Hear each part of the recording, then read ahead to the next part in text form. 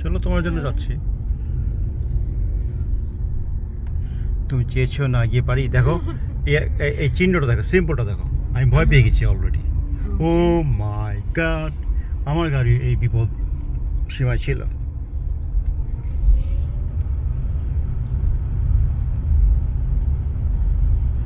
আমরা যে ব্রিজটা দিয়ে আসলাম এটাই সেই ব্রিজ, এ দেখেছো?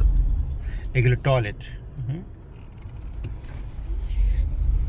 জেলেদের মাছ ধরার অনেক কিছু এখানে।